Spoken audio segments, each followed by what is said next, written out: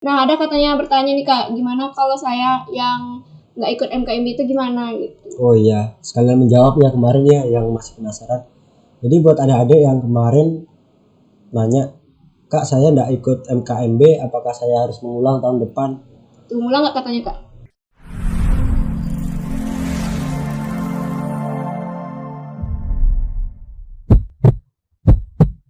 Oke, selamat Kipka, kembali lagi di Forecast Forkom Podcast. Nah, pada kesempatan kali ini kita akan membahas nih hal-hal yang sangat krusial, terkhususnya untuk adik-adik mahasiswa baru. Nah, sebelum mulai, alangkah baiknya kita perkenalan diri terlebih dahulu. Nah, mulai dari aku, kenalkan nama aku Nilo Gedinanda Arini. Di sini aku selaku Wakil Ketua Umum Forum Kipka Undiksa Masa Bakti 2022-2023. Di sini juga aku nggak sendiri, aku ditemani oleh ketua kita. Bisa perkenalan diri nih Kak. Oke, jadi perkenalkan nama aku Tri Budi Santoso. Bisa dipanggil Budi, Tri ataupun Santoso. Oke, selaku apa nih Kak? Selaku Ketua Umum Forkom. Sebagai ketua ya. Kayaknya udah pada semua udah tahu sih wajah atau jeneng dari ketua kita. Oke, ini mau bahas apa nih hari ini Kak sebenarnya?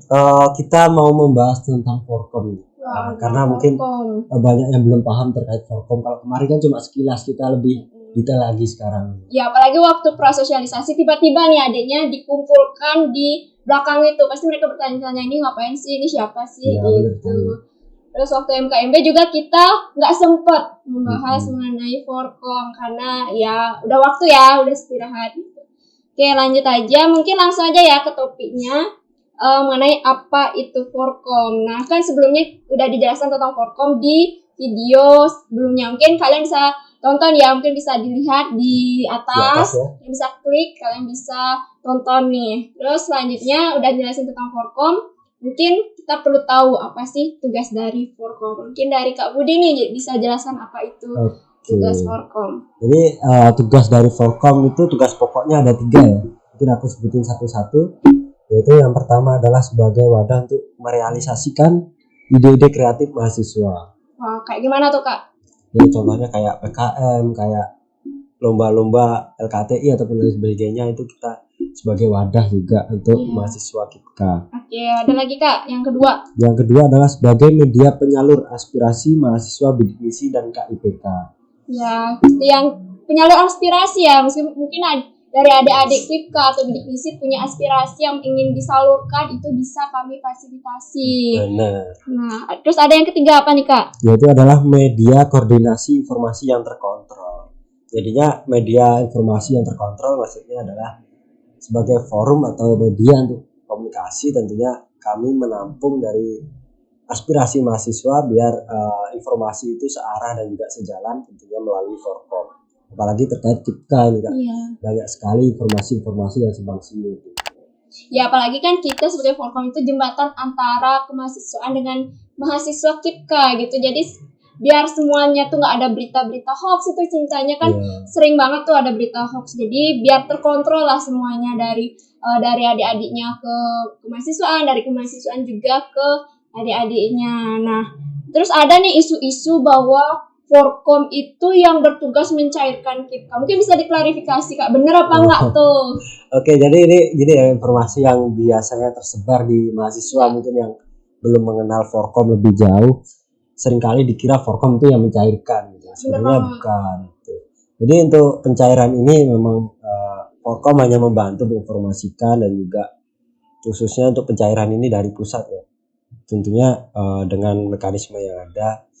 Terus juga sebenarnya pencairan ini dapat kita cek Kak, di akun media ini ya, KIPK ya. Di websitenya langsung bisa. Ya, kalian tinggal cari aja LTMPT KIPK gitu ya kalau nggak salah, atau kalian tinggal share aja, nanti ada, tinggal kalian masukkan nomor pendaftaran kalian ada. Dan perlu kalian ketahui juga bahwa kan KIPK ini cair per semester ya, semester kan 6 bulan. Jadi untuk pencairannya itu dari Februari, untuk bulan satu semester itu dari Februari, Maret, April, Mei, Juni, Juli. Nah, pencairan itu antara Februari atau Maret. Nah, untuk semester selanjutnya itu dari Agustus, September sampai Januari. Jadi pencairan itu antara Agustus sampai September. Jadi dari kalian jangan nggak usah lagi bertanya-tanya kapan sih KIPK cair. Jadi antara bulan itu.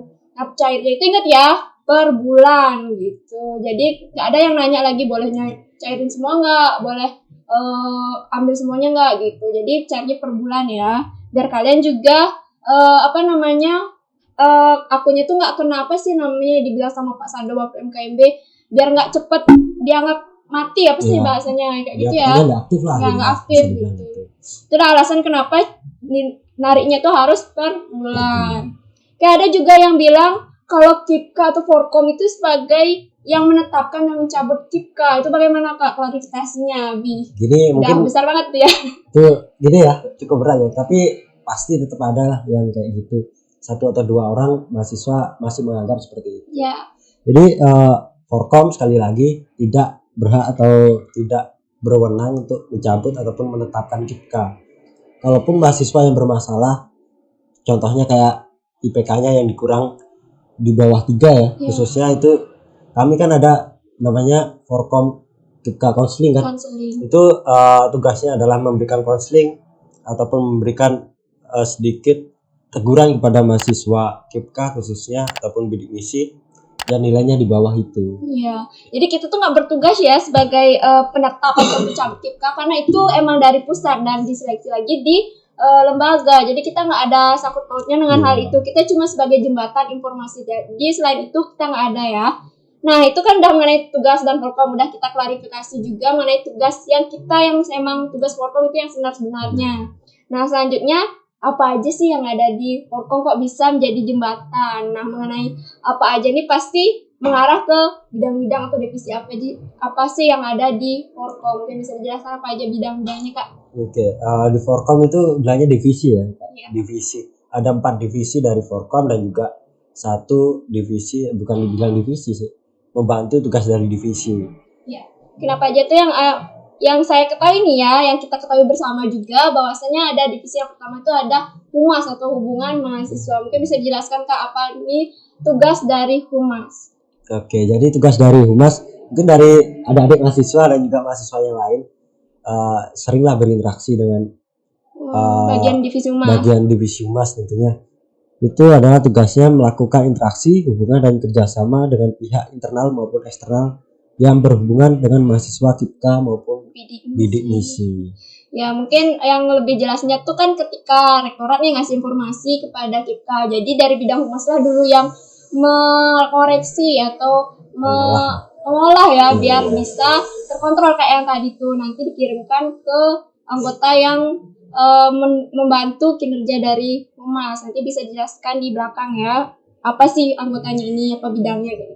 Dan selanjutnya ada Litbang nih Kak, atau Divisi Penelitian dan Pengembangan. Mungkin bisa jelaskan apa itu divisinya? Oke, jadi divisi Litbang bertanggung jawab untuk merekap dan mendata semua kegiatan yang dilalui oleh mahasiswa dan juga melakukan konseling kepada mahasiswi penerima bidik misi dan KIPK jika tidak memenuhi syarat yang ditentukan. Ya, seperti yang kalian kan nanti bakal buat PKM nih. Ya. Jadi nanti bakal direkap oleh Litbang dan juga kalian bakal ngumpulin KHS, itu bakal direkap semuanya. Jadi mengenai hal-hal perekapan semua itu dihandle oleh Litbang. Dan juga kalau seandainya tadi dibilang sempat disinggung sempat dibilang disinggung sama Kak Santoso, kalau seandainya kalian IP-nya turun, kalian bakal diadakan konseling dan yang Litbang lah yang bertugas untuk mengkonseling kalian. Ya, selanjutnya itu ada divisi SOA. Apa itu SOA? Divisi SOA ya. Divisi SOA adalah yang menyelenggarakan pengabdian bagi lingkungan sekitar yang meliputi ekosistem hidup,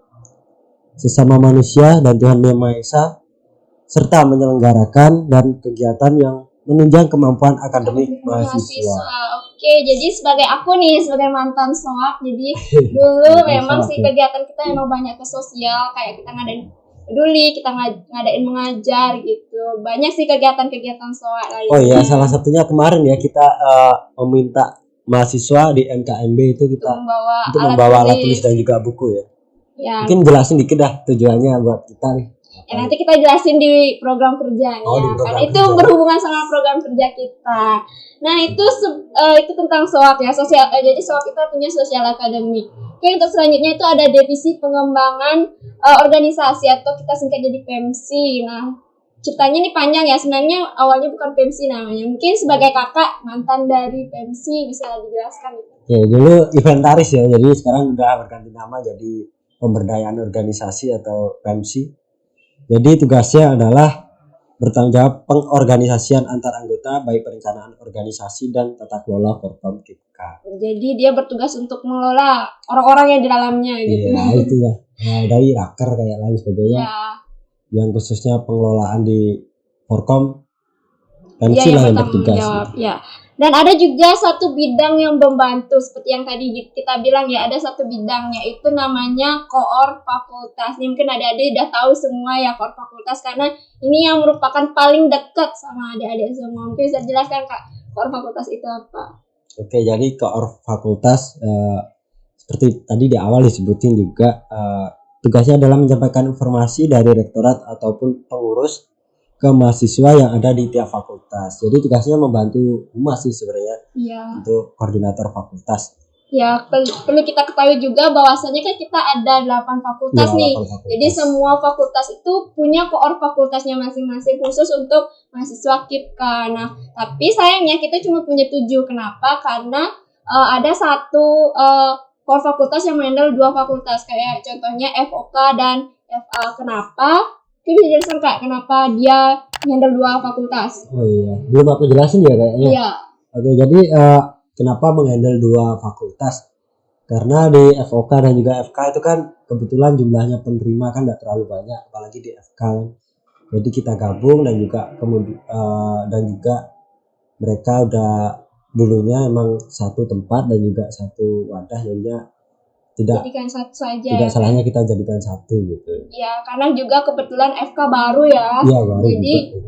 jadikan satu saja dan penerimanya juga masih sedikit. Nah, siapa tahu nanti kalau makin banyak fakultasnya mungkin bisa dipecah lagi ya. Nah, Jadinya setengkara komplit semua. Setengkara kotanya IP nambah ya. Ya, sekarang ya. Oke, selanjutnya kita itu mengenai divisi-divisi. Nah, sekarang kita bakal jelasin tentang proker. Nah, mengenai proker nih sendiri di Forkom itu ada 2 jenis ya proker, ada yang umum dan per bidang. Nah, umumnya itu secara umum ya, dan per bidang itu ya secara bidang. Mungkin bisa lebih dijelaskan oleh Kak Budi. Oke, jadi proker di Forkom itu ada 2 jenis ya. Ya. Jadi ada proker umum dan juga proker di bidang. Kalau proker di umum itu tidak terikat di tiap bidang ya. Dia semuanya bertanggung jawab untuk melaksanakan. Dan acaranya gede biasanya. Dan biasanya acaranya juga wah yang bisa dibilang wah. Jadi langsung aja ya. Langsung aja di proker umum ada 2 ya. Yaitu adalah malam keakraban mahasiswa baru yang kemarin kita baru laksanakan. Dan juga nanti ada HUT Forkom KIPKA. Kapan tuh? Kira-kira spoiler mungkin Kak? Oh, spoiler ya. Mungkin kalau penasaran bisa sih lihat sebenarnya di video yang sebelumnya ya. Tapi aku bahas juga dikit bulan April lah, 2 April itu HUT-nya Forkom, tepatnya 2 April. Dan tahun ini 10 tahun ya Forkom ya. Iya, udah mulai 1 dekade ya, benar ya? Iya, 1 dekade. Wah, udah nggak kerasa ya, kita Forkom tuh udah ada selama 10 tahun. Nah, itu spoiler ya, mungkin untuk lebih lanjutnya pantau terus IG-nya kita. IG-nya apa Kak? Forkom KIPKA Undiksa. Ya, Forkom _KIPKA _Undiksa. Oke, selanjutnya ada per bidang. Ada mulai dari humas nih, apa aja prokernya? Mungkin di bidang ini enggak aku sebutin semua ya, cuma kita sekilas saja ya. Ada FGS atau Forkom Goes to School, ada Aspiration Session, ada Sosialisasi KIPKA dan satu lagi podcast atau forecast ya. Jadi yang sedang kita lakukan sekarang ini merupakan salah satu program kerja dari bidang humas. Oke, selanjutnya ada dari Litbang. Tadi kan rekap apa aja tuh program kerjanya? Ada yang pertama adalah merekap satuan kredit poin atau SKP, yang kedua merekap kartu hasil studi, yang ketiga merekap program kreativitas mahasiswa atau PKM. Dan selanjutnya KIPKA Counseling, dan yang terakhir Forkom Award. Jadi yang paling riskan di sini, yang paling sering yaitu ada perekapan SKP. Dan mungkin adik-adik juga banyak yang bertanya, Kak, berapa sih SKP-nya kita dan apa aja sih poin-poin SKP-nya? Mungkin bisa dipantau terus ya videonya sampai akhir. Oke, selanjutnya ada dari bidang SOA, Sosial Akademi, apa aja tuh? Di SOA ada 4 proker, yaitu adalah pelatihan program kreativitas mahasiswa atau PKM. Yang kedua, Forkom peduli dan mengajar. Yang ketiga, Forkom Creativity Competition atau FCC. Yang keempat, Forkom literasi. Mungkin yang paling terlihat di sini adalah Forkom peduli. Kenapa? Karena kan seperti yang dijelaskan tadi itu, bahwasanya kita meminta adik-adik, terusnya adik-adik mahasiswa baru untuk mengumpul ATK-nya maksudnya kan. Jadi tenang aja, ATK itu tidak akan kami jual. Jadi Forkom itu tidak berbisnis ya.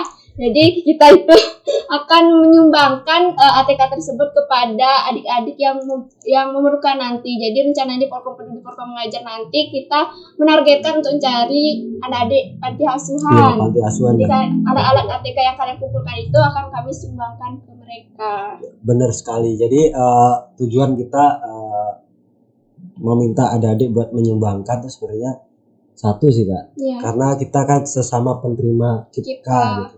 Jadi tidak ada salahnya kita mengungkapkan rasa syukur melalui berbagi. Jadi tidak mengatasnamakan Forkom tetapi mahasiswa KIPKA khususnya. Ya benar banget. Sungguh mulia ya. Oke, selanjutnya ada dari pensi nih Kak. Oke, dari pensi ada tiga proker yang menjadi proker unggulan di pensi. Yang pertama adalah pelatihan dasar maksud saya pelatihan dan rapat kerja Forkom KIPKA. Yang kedua, pelatihan dasar kepemimpinan dan juga suksesi fungsionaris forum komunikasi KIPKA. Ya ini lebih ke interan sih sebenarnya Kak ya. Tapi nanti acara yang paling gede dari ini adalah suksesi, di mana di suksesi ini bakal pemilihan ketua baru dan juga pelaporan kita. Jadi nanti adik-adik juga bakal terusnya mahasiswa baru akan diminta untuk menjadi delegasi dan juga panitia juga ya. Itu kesempatan bagi adik-adik nanti. Jadi itu aja sih sebenarnya program kerja yang kita jelaskan. Jadi sekilas aja ya, karena kedepannya kita bakal ada podcast juga per bidangnya untuk menjelaskan lebih rinci mengenai program-program kerja yang mereka miliki. Sekaligus kenalan lah sama koor-koornya ya. Koor dan sekretaris juga ya. Koor dan sekretaris. Mungkin lebih kenal juga bisa berkunjung ke sekretariatnya kita. Di mana lokasi sekretariatnya nih Kak? Di Timur Rektorat Kak. Banyak yang nyasar sih sebenarnya Kak ya. Jadi sekretariat Forkom itu tempatnya di timur parkiran mobil ya, parkiran mobil atau tepatnya di sebelahnya parkiran bis dari Rektorat. Jadi silakan masuk aja. Di sana ada gedung yang agak agak lama gitu. Jadi itulah sekretariatnya Forkom. Meskipun lama tapi sekretariat kita yang paling luas sih Kak ya. Nyaman kok, nyaman. Paling nyaman juga. Paling komplit lah gitu. Oke, selanjutnya kita bakal membahas tentang tanggung jawab dan kewajiban dari mahasiswa KIPKA. Mungkin dari tanggung jawab nih, yang pertama apa aja tuh Kak? Tanggung jawab dari mereka. Jadi tanggung jawab yang pertama yaitu adalah tentunya sebagai mahasiswa KIPKA kita harus bertanggung jawab. Apa yang dimaksud bertanggung jawabnya? Ya, apa aja jadi kita harus sebagai mahasiswa pilihan kita harus bertanggung jawab karena kita diberikan KIPKA, kita harus menjaga juga jangan sampai KIPKA ini kita sia-siakan. Iya, benar banget nih. Apalagi kita dibilang sama Bapak Pak Sade kayak gitu, Pak Yasir dibilang kita tuh yang paling beruntung karena banyak ya yang pendaftar KIPKA tapi cuma beberapa yang lolos kayak gitu. Oke, lanjut tanggung jawab yang kedua Kak, apa itu? Yaitu tanggung jawab terhadap kegiatan kemahasiswaan. Jadi yang dimaksudnya gini ya, buat teman-teman atau adik-adik yang khususnya KIPKA, nanti jika pun ada kegiatan yang dari Rektorat meminta delegasi ataupun perwakilan dari KIPKA, kalian harus wajib atau berkewajiban juga memberikan kontribusinya untuk lembaga dalam bentuk biasanya delegasi ya. Nah, itu salah satunya ya. Besar harapannya kita untuk kalian semua tuh bisa menjadi delegasi. Oke, selanjutnya ada tanggung jawab yang ketiga, itu adalah jangan menjadi mahasiswa yang BB aja. BB aja ya. BB aja gitu. BB aja. Bisa dijelaskan Kak? Jadi mahasiswa KIPKA itu mahasiswa pilihan gitu, bukan berarti kita tidak mampu gitu, tapi mahasiswa KIPKA adalah mahasiswa yang terpilih dari orang-orang yang pilihan gitu kan. Jadinya kita harus tentunya memberikan kontribusi kepada lembaga maupun mengembangkan potensi yang kita miliki. Iya. Dan juga kalau mahasiswa KIPKA itu jangan mahasiswa yang kampus, pulang, istirahat. Kayak kupu-kupu ya, kayak kuliah Kuliah. pulang gitu. Ya bener banget ya, sebagai mahasiswa kita, apalagi kan kita udah dikasih uang nih gitu. Iya, Kan iya. awalnya kita jadi beban orang tua nih gitu. Sekarang udah dibantu nih sama pemerintah, jadinya beban pemerintah gitu. Enggak kayak gitu ya. Maksudnya kita udah dikasih kesempatan gitu untuk menerima pendidikan dan dibantu juga oleh pemerintah. Apalagi kan mahasiswa kita itu kan ya memang dari latar belakang kurang mampu, tapi dianggap mampu dalam berprestasi gitu, dalam artian untuk mengembangkan sumber daya Indonesia. Jadi kita bukan dituntut sih ya sebenarnya, setidaknya ngasih lah timbal balik atas uang yang kita peroleh. Mungkin dari adik-adik bisa aktif organisasi, aktif prestasi, atau aktif dalam prestasi ini nggak harus akademik aja ya, non akademik juga boleh. Dan selanjutnya ada tanggung jawab itu nilai IPK-nya harus atau dia minimal lah 3,0. Gimana tuh Kak? Sebagai mahasiswa kita juga harus berprestasi, selain soft skill juga akademik ya. Jadi kita harus menjaga nilai di atas 3,0. Yeah. Kenapa demikian? Ya seperti saya sebutkan tadi, kalau kita sebagai mahasiswa kita bisa dibilang menjadi contoh lah seharusnya. Kalau kita orang yang tidak mampu itu prestasinya lebih dari mahasiswa yang biasa. Yeah, Jangan sampai kalian mengecewakan kesempatan yang diberikan negara dan juga lembaga khususnya melalui KIPKA ini dengan nilai kalian yang di bawah standar khususnya. Ya, tapi tenang aja, nanti kalau seandainya turun itu nggak mungkin langsung dicopot ya, pasti setiap hal itu pasti ada alasan. Ya, jadi mungkin adik-adik bakal diadakan konseling dulu, arahan kenapa bisa seperti itu. Jadi dengan KIPKA ini bisa diharapkan adik-adik tuh benar-benar fokus gitu. Selain prestasi juga bisa dinilai kalian. Jadi kan istilahnya gini, aku udah dapet KIPKA, masa nilaiku kecil sih gitu. Jadi kan dapat KIPKA tuh artinya beban kalian udah berkurang lah sedikit gitu. Karena harusnya berprestasi sih. Ya, harusnya berprestasi gitu. Nah, itu kan mengenai tanggung jawab nih Kak. Selanjutnya kewajiban. Yang pertama ini ada menyusun KRS tepat waktu. Mungkin bisa jelaskan nih apa Kak? Oke, jadi menyusun KRS tepat waktu kenapa menjadi kewajiban mahasiswa KIPKA? Karena ini ya, KIPKA kan biasanya tiap tahun terjadi perubahan terus Kak. Apalagi sekarang tuh makin ketat dan juga makin disempurnakan lagi untuk peraturannya.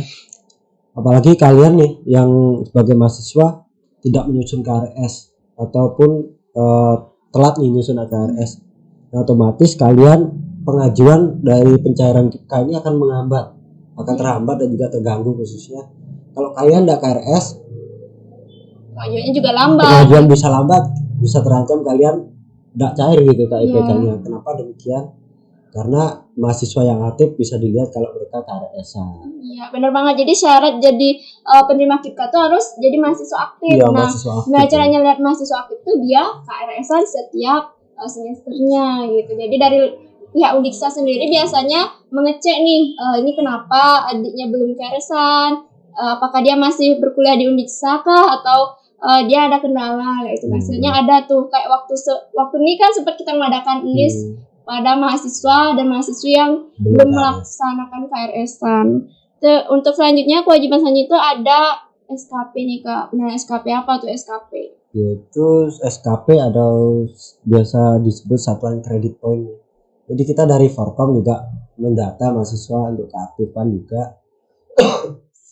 Kita ingin melihat mahasiswa KIPKA itu seberapa jauh aktif dalam kegiatan di Forkom maupun di luar Forkom. Ya benar banget ya, tadi kan kita ada tanggung jawab kalian itu untuk bisa menjadi mahasiswa yang nggak biasa-biasa aja. Jadi biar itu bisa terbukti, jadi kalian bakal bukan dituntut sih, diminta untuk memenuhi nilai SKP kalian. Jadi untuk berapa SKP nanti kita bakal jelasin di belakang ya, bentar lagi ya.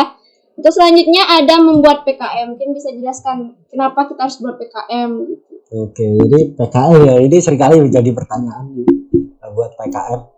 Apalagi yang dikira nih yang bikin PKM mahasiswa baru aja. Iya, jadi salah tuh.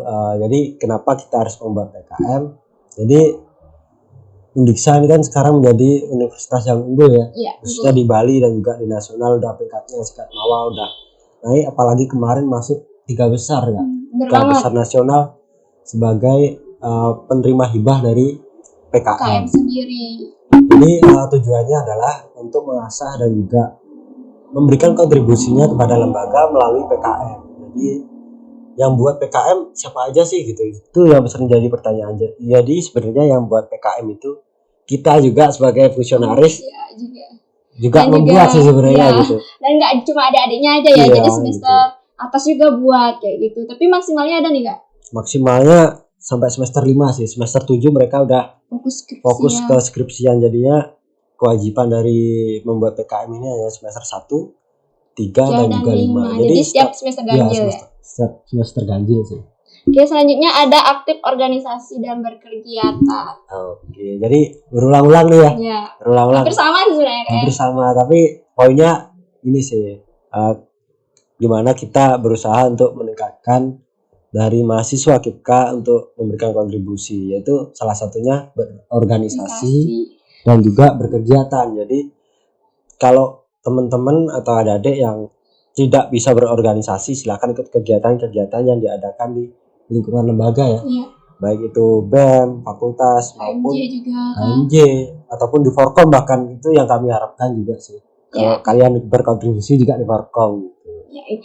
Oke, tadi kan kita udah menjelaskan mengenai tanggung jawab dan kewajiban dari mahasiswa KIPKA. Nah, selanjutnya kita ada membahas yang namanya SKP. Nah, tadi kan udah disinggung juga nih salah satu kewajiban mahasiswa itu untuk memenuhi SKP. Jadi, selanjutnya kita akan membahas SKP. Nah, apa itu SKP Kak? Mungkin bisa dijelaskan.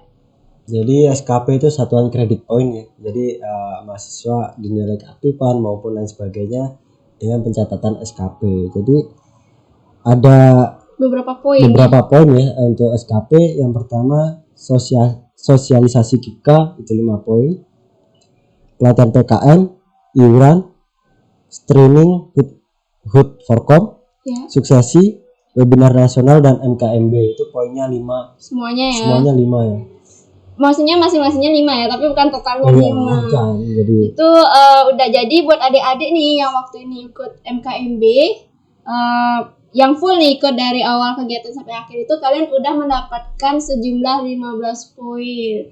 Nah, ada katanya bertanya nih Kak, gimana kalau saya yang nggak ikut MKMB itu gimana gitu? Oh iya, sekalian menjawab ya kemarin ya yang masih penasaran. Jadi buat adik-adik yang kemarin nanya, Kak saya nggak ikut MKMB, apakah saya harus mengulang tahun depan? Mengulang nggak katanya Kak?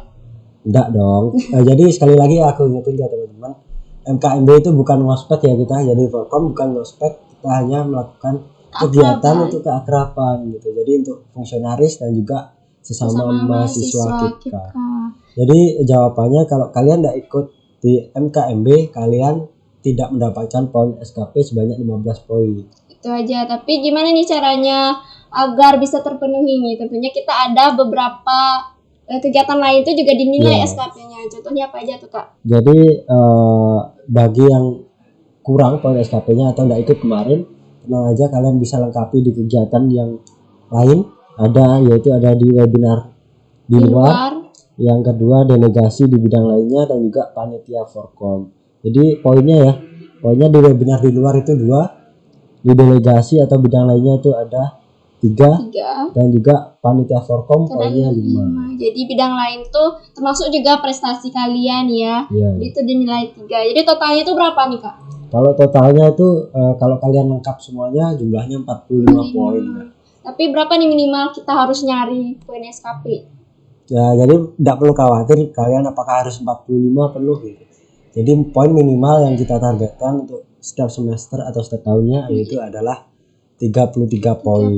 Dikit ya, nggak seperti kegiatan lain atau rombongan lain itu mereka sampai berpuluh-puluh atau di atas 50 lah, tapi kita cukup nyarinya 33 poin saja. Nah, mungkin ada tips nih Kak dari Kak Budi sendiri, apakah ada atau cara agar kita terbebas langsung nih dari poin tersebut? Itu ya cari jalan cepat ya. Jadi jalan cepat. Jadi gini sih, buat kalian yang pengen cari jalan cepat ya, kalian harus gabung di fungsionaris Forkom. Kenapa aku bilang bebas? Tentunya kalau kalian ikut di kegiatan kita kan kalian dan langsung terpenuhi nih semuanya. Pasti sih. Pasti kan. Karena kalian ikut semua kegiatan kan pastinya dan juga memenuhi kriteria tersebut khususnya gitu. Jadi ini bukan termasuk promosi ya, cuma tips aja. Karena kan setiap tahunnya kita ada regenerasi kepengurusan atau fungsionaris ya. Jadi kalau kalian ingin terbebas langsung nih, kalian cukup gabung di kepengurusan kita. Nanti kan dapat SK. Nah SK kalian juga siapa tahu di fakultas kalian masing-masing juga dituntut untuk memenuhi SKP. Kalian juga bisa pakai itu kan, poinnya juga gede kalau join sebagai pengurus atau fungsionaris. Sama seperti kita berdua ini, kita udah bebas nih kayak dari poin SKP. Mungkin itu aja yang menjelaskan tentang SKP. Dari kakak ada tambahan tentang SKP-nya lagi? Kalau dari SKP itu aja sih, tidak terlalu banyak sebenarnya. Cuma kalian harus aktif dan juga berkegiatan. Nah selanjutnya itu di SKP tadi ada menjelaskan namanya iuran. Yang mungkin agak sedikit sensitif nih mengenai iuran, karena kan banyak nih di baru-baru offline nih maba-maba terusnya dituntut untuk bayar. Nah mungkin di kontennya agak sensitif, mungkin bisa jelaskan Kak kenapa kita ada iuran. Karena kan secara realistisnya kita tuh nggak ada kita dari mahasiswa kita tuh nggak boleh nih mungut iuran. Gimana Kak? Jadi iuran ya, jadi sangat sensitif sekali sih, apalagi mahasiswa kita. Jadi benar sekali kita iurannya itu tidak memotong dari uang KIPKA kalian. Jadi kita akan menunggu kalian cair dulu KIPK-nya, dan kita akan menginformasikan untuk iuran. Jadi tujuannya iuran itu untuk apa sih? Jadi ya tujuannya iuran ini tentunya buat kalian juga. Jadi kita tidak melakukan atau memungut iuran untuk kita sebagai pengurus atau fungsionaris. Jadi kita kembalikan juga ke kalian. Yaitu di sana ada bakti sosial, pelatihan PKM, webinar nasional, dan juga HUT Forkom kita. Ya. Jadi iuran ini sifatnya sukarela ya, tapi dan tujuannya juga memang jelas gitu. Kita bukan untuk kepentingan kita pribadi pengurusan, tapi untuk mendukung kegiatan-kegiatan yang fungsinya kembali ke kalian juga gitu. Jadi untuk iuran ini juga kita sikon ya, kita nggak terlalu memaksa, dan memang ada aturan yang menjelaskan bahwa kita nggak boleh mengut iuran. Tapi setelah kita menelaah juga bahwasannya ada aturan yang menjelaskan boleh mengut hal tersebut asalkan itu di luar dalam hal akademi. Jadi tujuannya kita juga jelas, tidak bertujuan untuk kepuasan sendiri ya atau kepuasan pribadi. Nah dari poin-poin tersebut iuran sendiri itu ada syarat-syaratnya nggak? Mungkin ketentuan kapan harus bayar gitu. Ketentuan harus bayar ya. Jadi kalau ketentuannya kita cuma gini sih, nunggu kalian cair dulu lah, karena kita ya jadi sikon aja ya. Iya sikon sih, karena kita paham kalian sebagai mahasiswa baru kemarin ikut kegiatan offline banyak banget dan juga banyak ngeluarin biaya. Iya benar banget. Jadi kita tunggu dulu buat adik-adik biar megang uang dulu lah setidaknya, biar kalian juga tidak terbebani oleh iuran ini. Dan bayarnya juga sekali selama kalian jadi penerima KIPKA. Jadi kalian boleh bayar kapan aja, kapan kalian bisa. Benar. Dan ini emang dipungut ya, kita dulu semuanya juga memungut iuran tersebut. Jadi sekali aja, dan kita nggak narik seperti yang lain ya per bulan atau per semesternya. Jadi kita cuma selama kalian menjadi mahasiswa KIPKA cuma sekali aja kalian iuran, yaitu di awal aja. Di awal aja, jadi nggak usah terlalu dibebanin itu ya, karena sifatnya juga sukarela. Ini itu aja sih sebenarnya pembahasan mengenai Forkom. Jadi singkat. Jadi untuk kalian yang ingin mengenal Forkom atau ingin mungkin dekat dengan pengurus-pengurus atau fungsionarisnya ya, dengan kita ya mungkin terkhususnya kalian bisa berkunjung ke sekretariatan yang seperti yang dibilang tadi di sebelah rektorat. Mungkin masih yang kepo-kepo bisa jalan-jalan aja ke sebelah timur rektorat, kalian bakal ketemu sekre kita, sekre yang paling sendiri ya, paling menyendiri gitu. Tapi nyaman kok, paling nyaman dan paling luas. Untungnya paling luas ya, sebelum mungkin ada perpindahan nanti. Semoga tidak ya. Oke, mungkin itu aja dari kita. Atau selain ketemu langsung, kalian bisa kepoin kita di IG kita, yaitu @forkom_KIPKA_Undiksa, atau tonton video-video podcast kami di akun YouTube Forkom KIPKA Undiksa. Dan itu juga mungkin kalian biar lebih deket nih, sambil PDKT-an mungkin Iya, sama PDKT. koor fakultasnya. Biar dia Itu bisa ya, ada itu. chatlock gitu ya di Bisa WA di-PC gitu. langsung lah kalau Ya. apa lah gitu. Ya, mumpung mereka lagi nggak sibuk sih gitu. Ya, koor fakultas nggak terlalu sibuk kok Tapi dia. gitu ya, jangan diteror kalau cair-cair gitu ya. Kan tadi Iya. udah diinformasikan ya. Iya, udah jelas ya tentang pencairannya. Mungkin itu aja sebagai penutup. Mungkin ada sedikit motivasi atau apa nih Kak? Mungkin dari Kak Budi selaku Kayaknya ketua. dari Kak Nanda dulu. Dari aku nih dulu. Oke, dari aku sih mana ya mungkin sedikit ya, kita semua nih berproses gitu. Jadi apa yang bikin kalian senang, bikin kalian bahagia itu lakukan, karena proses setiap orang-orang tuh beda-beda. Jadi buatlah diri kalian bahagia, mungkin istilahnya love yourself. Iya. Oke, selanjutnya dari kakaknya Pak. Dari aku dikit aja pesan buat adik-adik terusnya mahasiswa baru, karena kita sebagai kakak kalian. Jadi mungkin pesannya, mungkin kalian bersemangat sekali nih, karena mahasiswa baru pasti penasaran pengen Gebu-gebu gitu ya. menggebu-gebu pengen ikut organisasi gitu. Jadi mungkin pesan aja buat kalian, pilihlah organisasi yang sesuai dengan karakter kalian, Yang bisa mendukung juga yang bisa kalian. mendukung kemampuan kalian dimanapun. Tidak perlu banyak organisasi kalian ikuti, cukup 1 atau 2, tetapi kalian maksimal di situ. Itu aku yakin banget kalau kalian bisa mengasah soft skill kalian di sana. Oke, bagus banget ya motivasinya. Oke, sebagai motivasi terakhir itu juga kita bakal nutup podcast ini. Jangan lupa like, comment, dan share video kita terkhususnya sama sesama teman-teman juga. Dan kita juga perlu saran apa yang kurang dari podcast kita hari ini atau informasinya kurang jelas juga kalian bisa komen Bisa di bawah. komen ya di bawah ya. Di bawah ya. Jadi kami juga mohon maaf apabila selama pelaksanaan podcast ada hal yang kurang berkenan, karena kita juga manusia biasa ya. Kita tutup aja podcast hari ini dengan jargonnya Forkom. Ya, kami punya. Itu ya. Oke. Forkom Bergema Undiksa Jaya. Hidup mahasiswa. Hidup mahasiswa. Oke, bye, sampai jumpa lagi. Salah ke kiri kanan.